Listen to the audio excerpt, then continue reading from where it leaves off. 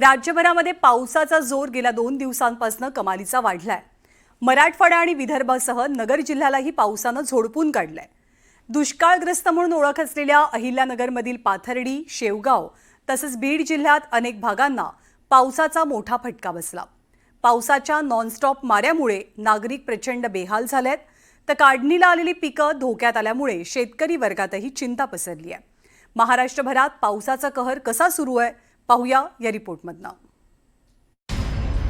दुष्काळी भागांना पावसानं झोडपलं।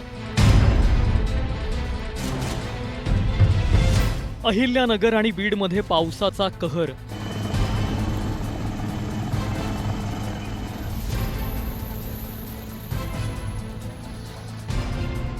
नागरिक हवालदिल, शेतकऱ्यांनाही फटका।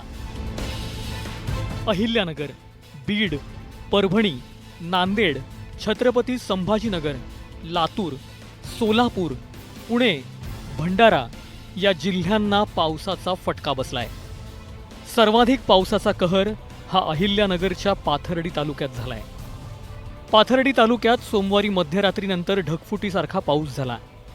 मुसळधार पावसामुळे करंजी, मढी या अनेक गावांचा संपर्क तुटला होता। अनेक ठिकाणी घरांमध्ये पाणी शिरल्यानं नागरिकांना उंच ठिकाणी आसरा घ्यावा लागला। नगर पाथर्डी मुख्य रस्त्यावर देवराईजवळ पुलावरून प्रचंड प्रमाणात पाणी वाहत असल्यानं वाहतूक ठप्प झाली आहे। शेत जमिनीही पाण्याखाली सापडल्यानं शेतकऱ्यांचं मोठं नुकसान झालंय। शेवगाव तालुक्यातही पूर परिस्थिती निर्माण झाली आहे। हे 1.5 एकर डाळिंब पूर्ण भुईसपाट झाले, धरलेली बाग पूर्ण भुईसपाट झाली, घरामध्ये पूर्ण पाणी घुसले, आतूनच नुकसान झाली सर।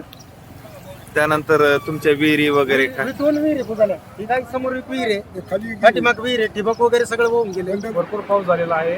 पावसाची परिस्थिती फार बिकट झालेली आहे। शेतकऱ्याची भरपूर नुकसान होण्याची शक्यता झालेली आहे। जनावरं काही वाहून गेलेत, घरं पाण्यात गेलेत, रोड पण काही वाहून गेलेत। बीडच्या आष्टी तालुक्यात अतिवृष्टीनं कहर माजवलाय। आष्टी तालुक्यातील कडा परिसरात 6 गावांना पुराच्या पाण्यानं वेढा दिलाय। अनेक घरांमध्ये पाणी शिरल्यानं मोठं नुकसान झालंय।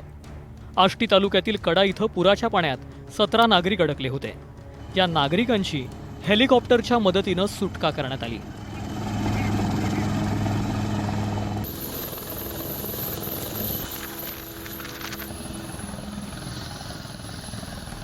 तर गहुखेल भागात अतिवृष्टीमुळे आलेल्या पुरात कांदा चाळ वाहून गेली आहे।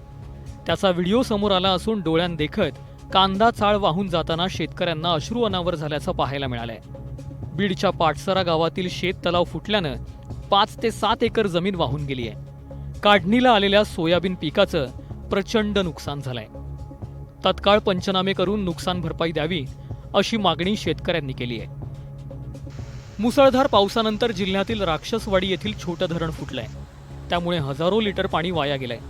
नागरिकांच्या घरासह शेतात पाणी शिरल्यानं मोठं नुकसानही झालंय। माजलगाव प्रकल्पाचे 11 दरवाजे उघडण्यात आले असून त्यातून हजारो क्युसेक पाण्याचा विसर्ग सुरू करण्यात आलाय।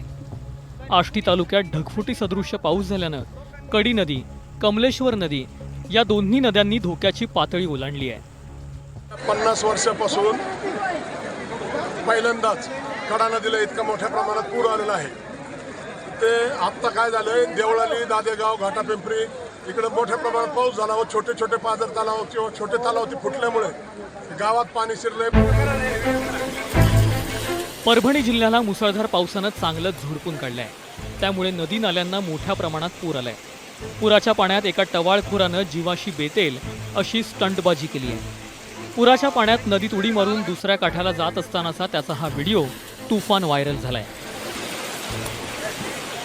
पुराच्या पाण्यात कुणीही स्टंटबाजी करू नये असं आवाहन प्रशासनानं केलंय। नांदेड जिल्ह्यातील किनवट तालुक्यातील कंचली इथं पुराच्या पाण्यात कापड व्यापारी दुचाकीसह वाहून गेला। काही अंतरावर या वाहून गेलेल्या युवकानं झाडाचा आधार घेत स्वतःचा जीव वाचवला। त्यानंतर स्थानिकानं त्याला दोरीच्या सहाय्यानं पाण्याबाहेर काढलं।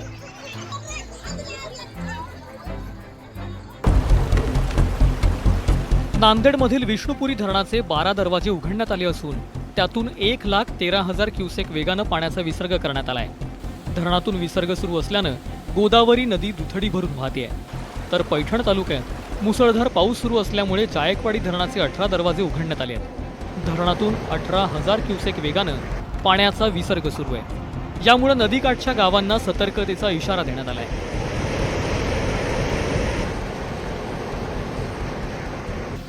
पैठण तालुक्यातील अनेक भागात जोरदार पावसामुळे सोयाबीन, कापूस आणि कांदा या पिकांचं मोठ्या प्रमाणात नुकसान झालंय. त्यामुळे शेतकरी अडचणीत आलाय. भंडाऱ्यातही मुसळधार पाऊस झालाय. भंडारा शहरातील शास्त्री चौक परिसरात सर्वत्र पाणी साचलं होतं. भंडारा शहरातील महिला समाज शाळेच्या परिसरात पावसाचं पाणी शिरलं होतं.